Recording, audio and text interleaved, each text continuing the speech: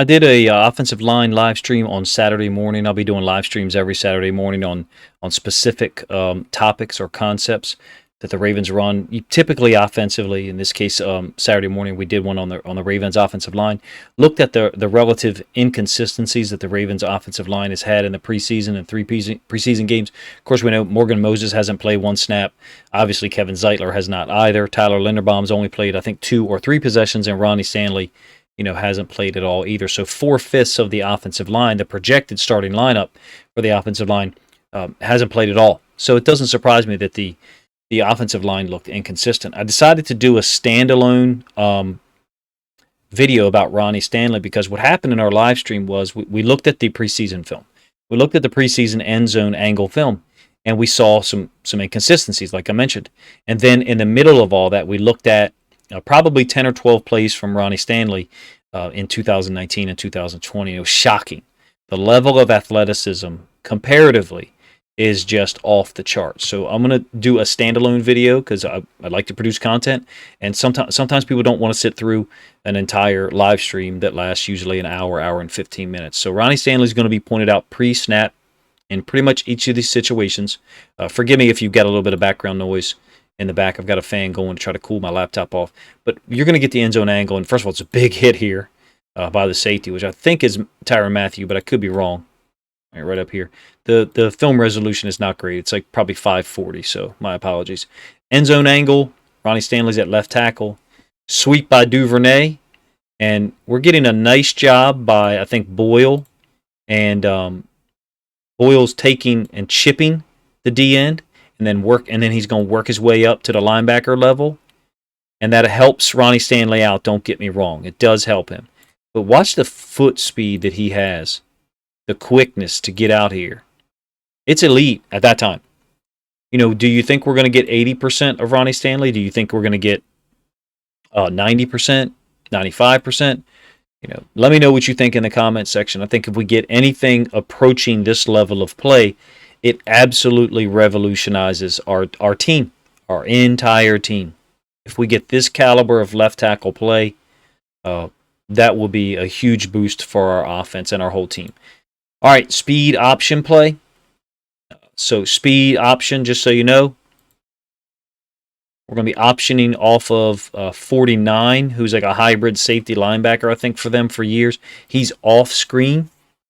Stanley's going to inside release and go get the linebacker. And then, they end up fighting each other going this way because that's the flow of the play. What I love about Stanley, and we talked about this in the live stream, is during physical contact, he retains his explosiveness and his strength on the second, third, fourth, fifth time that he makes contact with a defender. A lot of people, human beings, will lose explosiveness, have their posture broken, will lose their hips when they make contact with another really strong, somewhat close to equivalent, human being in terms of athleticism. Watch how he retains his strength and he keeps this guy moving and creates that cut for Lamar. A lot of these plays in this film here, which I hope is about 15 minutes, a lot of these plays you will see Ronnie Stanley is the key to big plays in this offense, at least from the film that I'm going to show you. He may not be the key to everything we do in 2022, but I think he's going to be a damn big part of it. Big run by Ingram on a stretch play to the left side. And when you get the end zone angle, you'll see this a little better than you do now. But Ronnie Stanley's going to step to Jamie Collins, make contact with him. And then there's going to be, again, a second engagement. There's going to be a second point of contact. There's the first one. Jamie Collins delivering a blow, trying to set the edge, turn it back inside. Ingram cuts it up. But Ronnie Stanley now is making contact with him for the second time. And I offer to you that if he doesn't do this, as Ingram finds some space along the left side, I think it's entirely possible that Jamie Collins would have been another yard and a half closer and able to get the legs of Ingram and keep this to a 6, 8, 9-yard gain, somewhere around there. When you get the end zone angle, hopefully the way that I'm explaining it will make a little bit more sense. We're not even going to compare Ronnie Stanley to our left tackle from last year. Let's compare him to Jawan James. Jawan James is really good, I think, on staying in touch with the defender on run concepts. Really aggressive, gets downhill. Love his game. I'm glad we got him. Passing stuff, he tends to struggle a little bit more on this, on what I call the second engagement. Look at him. This little bit of contact that he makes now with Jamie Collins. I offer to you that if he's not able to make, maybe I'm not doing a good job making my point. A lesser athlete would not be able to make contact with Jamie Collins again and impede him in any way. A lesser athlete's posture might have been broken. His feet might have been unbalanced. One of his feet might have been in the air, and he would have been unable to get that second touch, second piece of Jamie Collins. And Collins' feet, instead of being here and back here in the air, could have been here and possibly making a tackle. I think the impact he has on opening up big plays is related to his athleticism. And there's probably better ways to explain it. So if you think you have a better way, go ahead and give it a shot in the comments section, and I will co-sign it and I will use it in my next video. QB counter read play against the Eagles in 2020. He's going to kick out Brandon Graham right here. Run it back one time so you can see it, and it opens up the main point of attack. The inside linebackers part like the Red Sea. You'll see from the end zone angle. I've seen this play, a dozen times because I used it in other videos, after that season. So one of these inside linebackers, 47, is going to go this way. 49, who I think was like a practice squad call-up. Of course, you remember that was COVID season, the initial one. So they're struggling there. You can see 47 should have filled, inside of the kick-out block by Ronnie. But the point is, Ronnie can get there. He can get there from his left tackle alignment, and he can kick out this DN, Graham, who's slamming down. Look where Graham's feet are now. Pretty close to the hash. I'd say 2 yards from the hash. And look where he lined up. Look how far he lined up away from the hash. And then look how far Ronnie Stanley lined up away from the hash. So you would say, well, Graham moved further, coach. Wrong. They make contact around about in this area here. So Stanley is able to move pretty much, I would say, equivalent to what Brandon Graham is. And Brandon Graham is responding to a key. I love Stanley as a puller. I love him in the stretch game. He gives us anything like this, it's going to be a problem. Those are the run plays I showed you. I thought they were all super high level. Let's look at some pass plays. This ain't even 540 resolution. This is probably 360. When I first started coaching, this is what the resolution looked like back in like 2005. So let's look at the end zone angle. Watch him just stay on 55. Wherever 55 tries to go, Ronnie Stanley's able to stay. This is a great throw by Lamar, by the way. I mean, this in the wind. Look at the wind. It ain't 30-mile-an-hour wind, but it's kind of windy up there. It's a great throw by Lamar. But let's talk about him retaining his posture while moving his feet, while engaging. Is he holding with one hand? Yeah, probably. While holding, while engaging a defensive lineman who's trying to go by him on the inside, and now trying to go by him on the back to the outside, and then back to the inside. And Ronnie Stanley's able to maintain his posture, maintain his core strength, his hips. His feet are amazing. This is elite level play. If we get anything like this, we're an absolutely different football team just because of his presence. That's a great throw by Lamar, in my opinion. In that wind, giving Mark Andrews an opportunity to catch a football.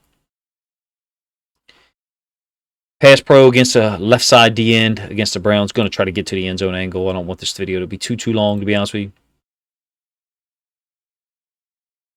Look how smooth he is. Nonplussed. I don't even know where I got that word from. Nonplussed. Nothing bothers him.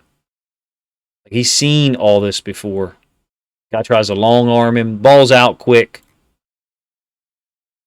Very smooth. Logan Wilson blitzing inside linebacker.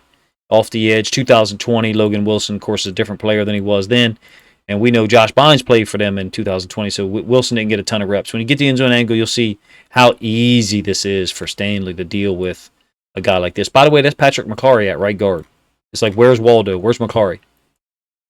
Look how smooth Stanley is. Like, it's almost like a cat playing with a little mouse that's injured. Just nothing bothers him. It's wonderful to dream that we're going to get 100% Ronnie Stanley. Allow yourself to do that for a couple of minutes while we watch these plays, and then be positive during this breakdown. Be negative during the comment section, all right?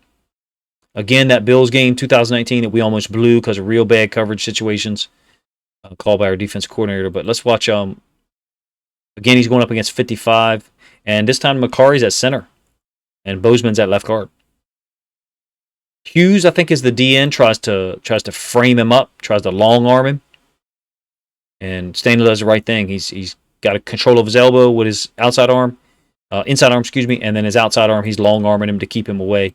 Just a great job. I mean, you could do other things. AV used to try to chop this. He would try to chop this from the. Of course, he's 6'9", so he would try to chop this down. And it worked in the preseason against certain caliber players, but it didn't work against guys like Jerry Hughes. I think that's Jerry Hughes, 55. Left tackle again. Just smooth, easy reps, man. He almost reminds me of like those guys you play basketball against, big guys that move better than they should. From the end zone angle, you'll see this is the ball that Lamar. I'm like, why did he throw it here? I believe he thinks that someone is covering Andrews, and forces Andrews to make a great catch, that he really didn't need to force him to make. But let's check out Stanley for a little bit. Smooth feet. This is very rare. What happens from here? I'm not sure how smooth the video is doing this for you guys, but watch his right foot. His right foot's in the air for a while there. One of the things I heard a great offensive lineman say is we want your cleats in the ground. We want your cleats in the ground repeatedly. We don't want your cleats in the air for that long of a time. But that's very rare from what I've seen on Ronnie Stanley. He taught me to look at O-linemen as that was a way to cheat real quick and look at quality of O-line based on how long their cleats were in the air. A bit of a false start by Stanley, kicking his left foot back maybe. Smooth. Gets a little bit of help from Bozeman. If you were in the live stream and you've watched this long, you're a trooper because you're watching the same plays for a second time. But I was trying to get this content out and let people see reps of Stanley. This guy, I didn't see this guy a lot. 4-point stance. Good old 4-point stance. Coming downhill. He's got a 4-eye, I believe, in here. It's a play action to Ricard. Kind of low throw by Lamar. I'm not sure why he threw it so low, but going to go down, block on his 4-eye, and is in a 4-point stance. Not messing around with you. Just takes him down to the ground. So the foot speed, the athleticism, the core strength and hip strength to deal with people in pass pro, and then just absolute mauler strength as well. It's possible that me personally, I didn't realize how good we had it with this guy at left tackle. Incredibly talented. This is the concept that we should run more often, the play action boot concept. I covered this in a live stream as well. I'll do this one more time. The motion guy going through is Boyle, I think. We ran a concept in 2019 that we kind of went away from, to be honest with you, in the last couple of years, in that it was the second guy through, meaning there's motion going from right to left. And then there's a second guy post-snap, which is Hayden Hurst, going on that same path. And in my experience, when you do that, the second guy is always going to run onto open space that's created by the first guy running through that same space. Essentially, it's a clear-out concept. With the boot, I love this. This is essentially a hide concept with play action attached to it. Let's look at Stanley. He's just going down on a D tackle, holding him down. The thing that I like about this is Stanley knows he can't go upfield. There's a lot of guys that go upfield on some of this play action stuff. He knows he cannot. And if recency, if you don't remember it, we had 2 of those calls in the Arizona game, the second preseason game this year. All right, edge rush situation, 58. I think 58 is a guy who played for us. I can't remember his name, but I could be wrong. Even when there's an instant when it looks like a guy's going to maybe turn the corner, Stanley just goes this way, takes him that way with him. Easy. Almost too easy. He's a very gifted person. I don't know what his other sports background was or is.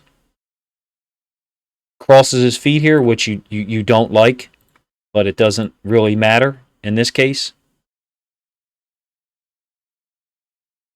still able to maintain contact with a guy. The ball's already out, but we're talking about whether it's a win or a loss. Don't see too many losses for Ronnie Stanley, to be honest with you, looking back at that film.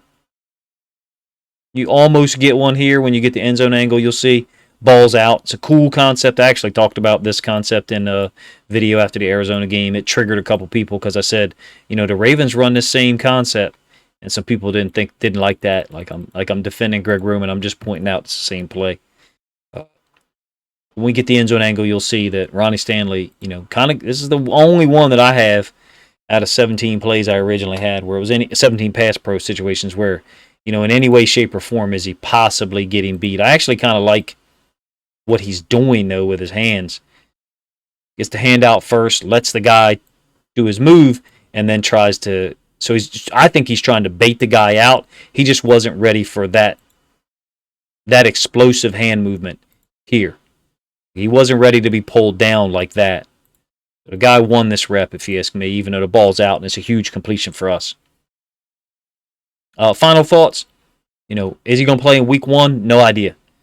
It would be very tempting to do so, though. It'll be very tempting. The difference between, a 90% Ronnie Stanley in week 1 and the Juwan James we saw in preseason, I think is a pretty stark difference.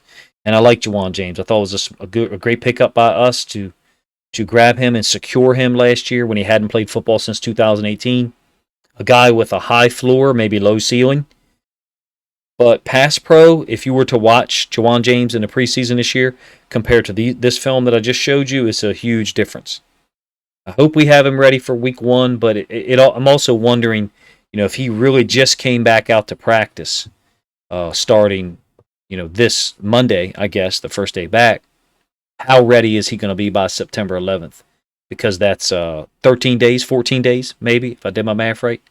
So not a lot of time to get in game shape. But he passed the physical, so I guess he passed the conditioning test as well.